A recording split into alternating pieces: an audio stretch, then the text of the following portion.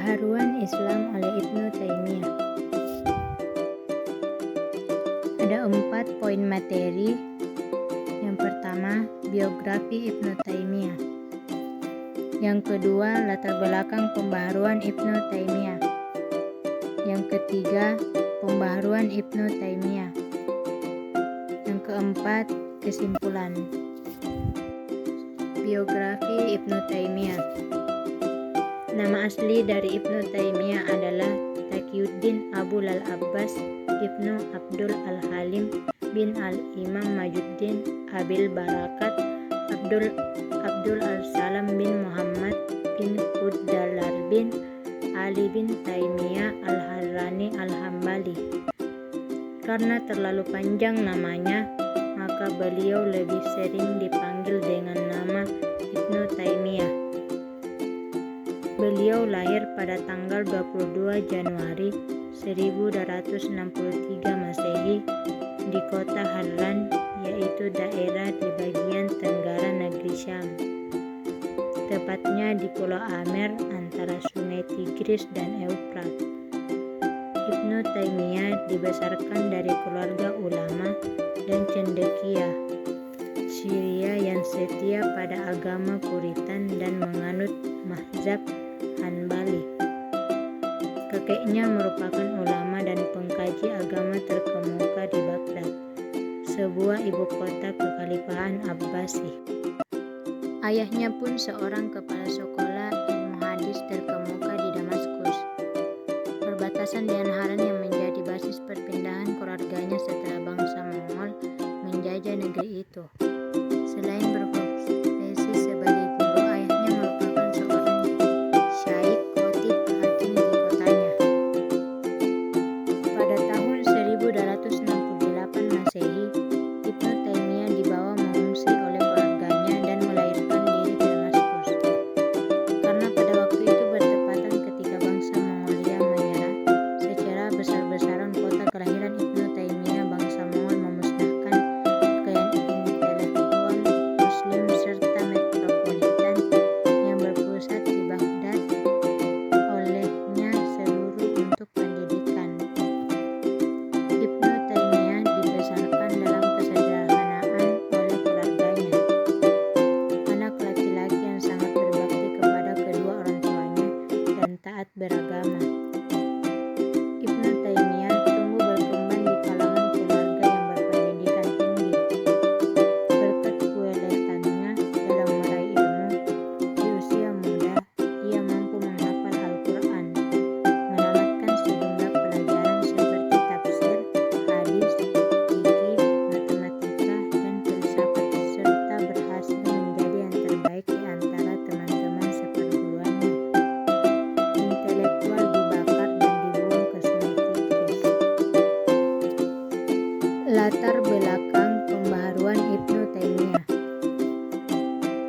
Ibnu Taimiyah merupakan tokoh kontroversial yang berhasil melahirkan beberapa karya. Ia merupakan tokoh yang mampu membangkitkan rasa kagum terhadap sebagian kelompok masyarakat dan menumbuhkan rasa kebencian yang penuh dengan caci maki terhadap sekelompok masyarakat. Pembaharuan atau pemurnian merupakan terjemahan bahasa Barat modernisasi atau dalam bahasa Arab al-tajdid, mempunyai pengertian pikiran, gerakan untuk menyesuaikan paham-paham keagamaan Islam dengan perkembangan baru yang ditimbulkan oleh kemajuan ilmu pengetahuan dan teknologi modern.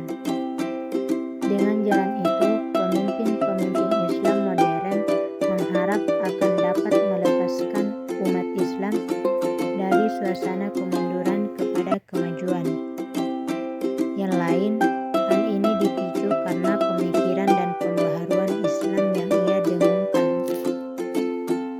Dengan jalan Ibnu Taimiyah dilahirkan sekitar abad ke-13 Masehi, di mana umat Islam banyak sekali mengalami kemunduran di berbagai hal, seperti perilaku kehidupan masyarakat yang menyimpan dari ajaran Islam atau Al-Quran dan Sunnah Rasul. Aliran dan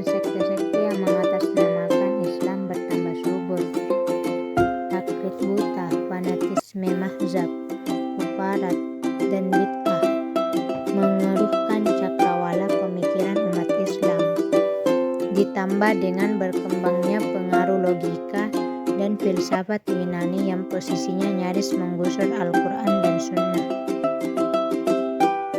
Melihat kondisi tersebut, Ibnu Taimiyah tergerak untuk melakukan pemurnian terhadap tradisi Islam.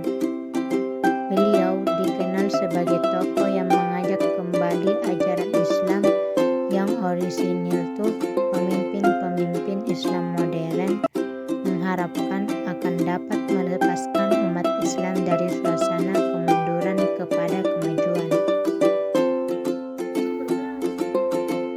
Pembaharuan Islam oleh Ibnu Taimiyah.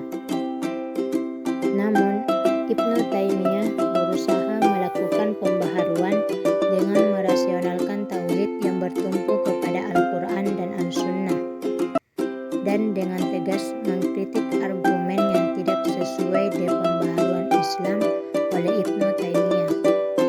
Yang pertama, pembaharuan di bidang pendidikan.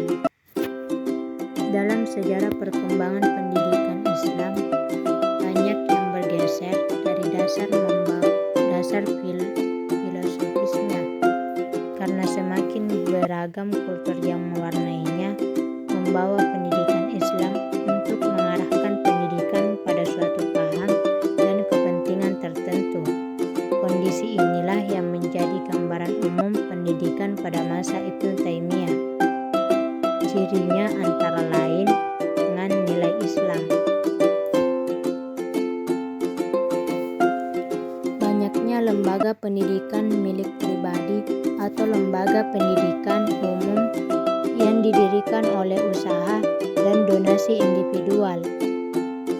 Diterapkannya pola SNED dan periwayatan hadis, di mana proses belajar sanad bergantung kepada guru.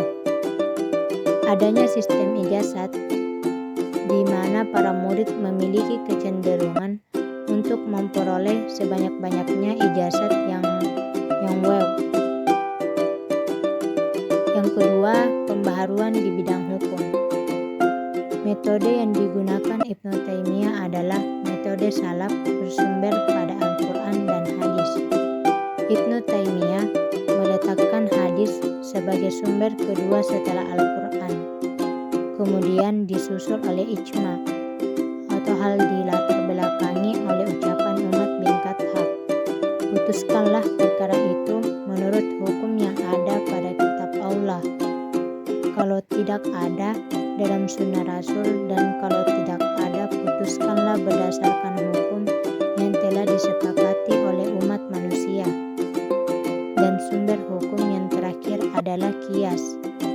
Enang, pemberian mutlak di tangan guru, bukan pada institusi pendidikan yang ada.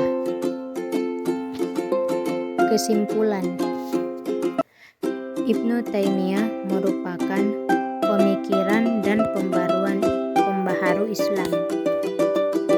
Tidak banyak yang kontra dengan ide-ide yang beliau cetuskan, namun tidakkah sedikit pula yang pro dengan apa yang menjadi ide-ide dasar yang akhirnya menjadi pemikiran dan pembaharuan Islam yang beliau bawa. Dalam makalah ini, contoh pembaharuan yang dicetuskan Ibnu Taimiyah adalah di bidang teologi.